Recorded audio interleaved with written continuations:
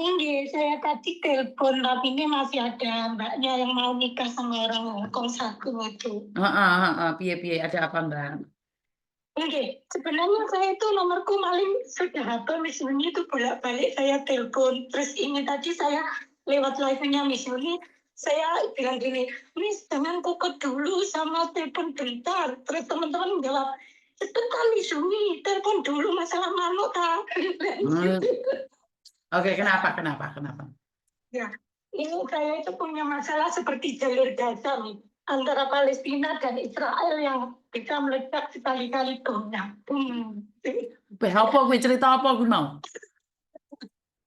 Yang satu itu Palestina adalah keluarga saya atau ibu saya, dan yang Israel itu adalah suami saya, yaitu bertempat tinggal di mertua saya.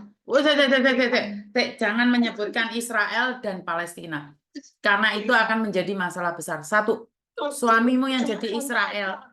Jangan. Oke. Jangan buat candaan, nanti takutnya nih orang gagal paham. Katakan suami. Ini cuma antara pihak ibu dan suami saya. Kenapa?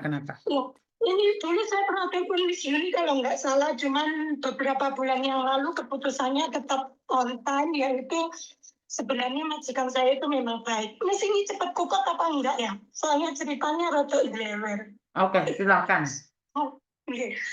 Kan sebenarnya masih majikan saya itu menghendaki habis konin ini saya kan finish kontrak. Terus buat saya ini sebenarnya kan saya sudah 10 tahun di sini.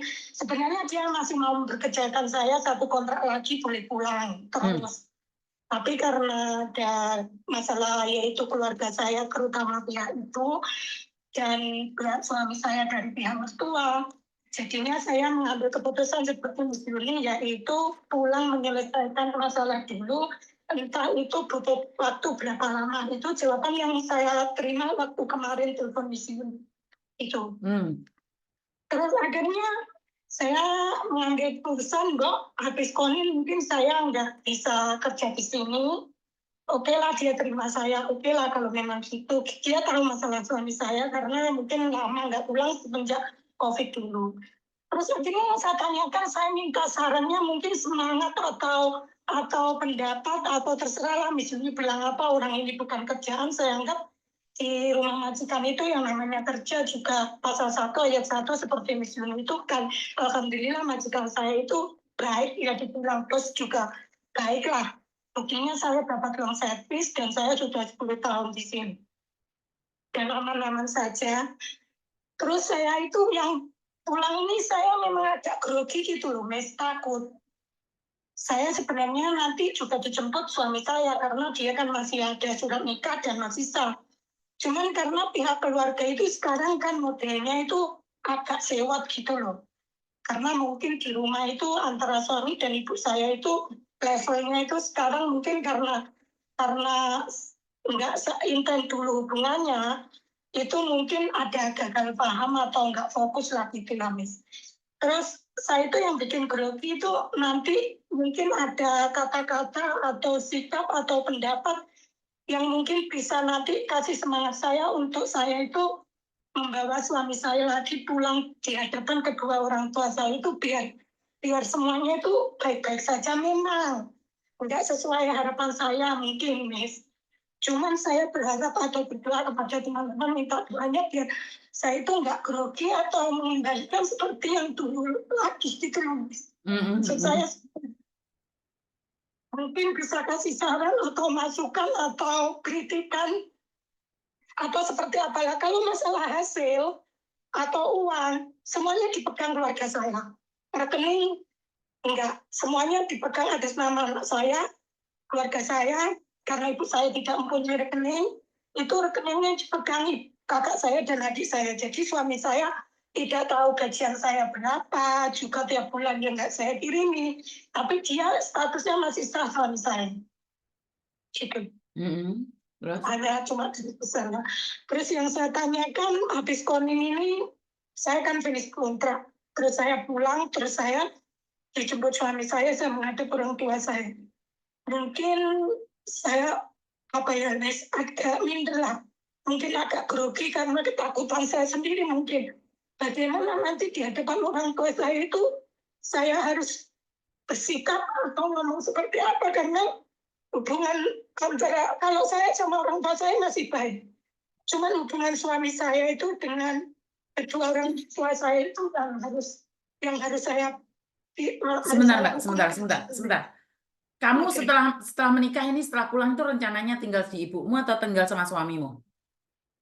Sementara ini dulu saya ikut mertua, terus saya hasil kerja saya di Hongkong itu saya bikin rumah sendiri, alhamdulillah sudah punya rumah. Dan kebetulan karena suami saya itu sepeser pun nggak membiaya untuk pembuatan rumah, jadi dia menempati rumah pemberian mertua saya. Mertua saya dulu sebelumnya bikin rumah. Sebentar.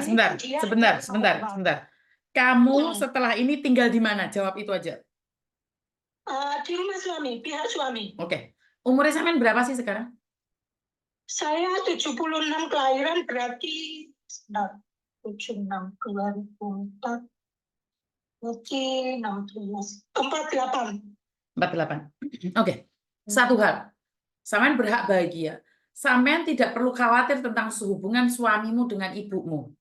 Karena kalau sampai ibumu dan suamimu hubungan baik, saya malah khawatir. Jadi menurut pendapat saya, nggak ada yang salah dengan hubungan mereka. Mereka nggak tinggal satu rumah kok. Ya biasa aja, kenalan ya udah selesai, nggak ya mulai di omamu dewe gitu loh. Paham nggak maksudku? Karena jika menantu terlalu baik dengan mertua, itu bahaya malah, Mbak. Paham maksud saya? Karena gini pahamnya orang tua saya, dulunya kan saya pernah cerita Miss Yuni. Ngerti. Bodoh amat. Sekali lagi, karena kamu kan tinggalnya keluar, bukan masuk. Ikut suami. Ya udah selesai. Kamu tidak perlu mempersatukan ibumu dengan suamimu. Wong kamu nggak tinggal bareng sama ibumu. Kecuali kamu tinggal bareng sama ibumu. Ya itu masalahnya sulit. Sebenarnya saya pengen nempati rumah saya sendiri. Ya udah nggak apa-apa. Sekarang kan mereka nggak baikan. Ya udah, dari berjalannya waktu kita akan berubah, Mbak. Ngerti nggak? Butuh waktu. Semua itu nggak memerau ujuk-ujuk. Mbok, kowe kudu memaafkan suamiku. Suami, kamu harus memaafkan ibuku. Nggak ngono konsepnya. Ibumu butuh waktu, sebuah pembuktian. Nggak bisa. Butuh perjuangan. Jadi sama nggak perlu memaksakan diri, ya udah pulang aja nyantai. Nggak perlu menjelaskan siapa dirimu, karena ibumu lebih paham siapa kamu. Ibumu saat ini sedang menjaga dan khawatir tentang kamu. Tapi jika suatu saat suamimu itu benar-benar baik, ibumu akan melepaskanmu. Ngerti? Dia yang membuktikan saya sukses itu semuanya dia. Dari inventaris, dari uang semuanya, dari puasa Senin Kemis. Dia baru berhenti puasa Senin Kemis saya dapat uang servis. Itu pun dipenging sama kakak saya. Nggak usah puasa. Intinya kita butuh waktu. Ngomong aja percuma. Karena kamu belum pernah tinggal bareng dengan ibumu. Jadi ibumu khawatir tentang kamu, itu nggak salah, sayang. Seorang ibu, walaupun ngomong dari kakak sudah dipletik, nyatanya kalau anaknya ada masalah, ibu itu tetap membela. Paham maksud saya? Iya, intinya seorang ibu itu tidak ingin anaknya tersakiti.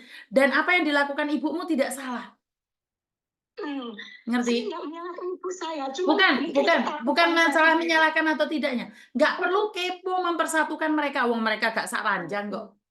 Kecuali kamu menginginkan mereka satu ranjang, kamu harus mempersatukan. Wong mereka gak seranjang, gak serumah kok. Sama sing heboh. Ngerti nggak? Udah, lepaskan aja. Ngerti nggak? Semangat no. Nanti? Ya wes, nggak takut ya, siap.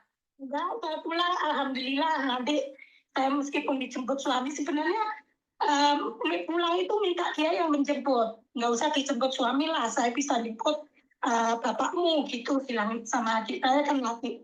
Nggak usah dijemput suamimu, tapi saya memprioritaskan suami bagaimanapun, saya tetap menghargainya dan dia punya, maksudnya apa ya, bukan menghormati lah, karena dia suami saya, dia bilang sudahlah saya jemput sendiri, bilang gitu. Tapi saya minta nanti datang langsung dijemput di rumah sama ketemu itu saya kira oke, dia bilang gitu. Ya udah lo selesai lo masalahnya, wes ora usah mikir yang aneh-aneh, ngerti? Oke. Ya wes. Semangat nih. Semangat. Salam ke manukmu. Iya, makasih. Waalaikumsalam. Nggak ada masalah kok seorang mertua tidak cocok dengan menantunya, itu biasa aja karena dia khawatir tentang anaknya ya. Dan satu hal lagi, seorang ibu, semarah-marahnya seorang ibu, kalian bisa lihat sendiri. Udah dikeluarin dari kakak, udah dikeluarin dari ini, dari itu. Tapi mendengar anaknya hamil di luar sana, menggugurkan, membuang janinnya, langsung diambil. Padahal kalau maki-maki orang, marah orang, dia seenaknya sendiri. Tapi di hati dia yang paling dalam hancur, lihat anaknya hancur.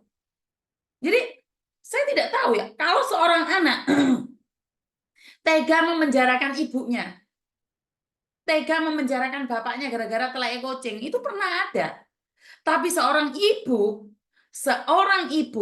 walaupun sudah ngomong dikeluarkan dari kakaknya, mendengar kabar anaknya sakit, mendengar kabar anaknya terluka, mendengar sakitnya anaknya, dia tetap bertindak dengan caranya. Saya nggak peduli di luar sana itu ada pertengkaran atau apapun. Intinya adalah kasih sayang seorang ibu terbukti.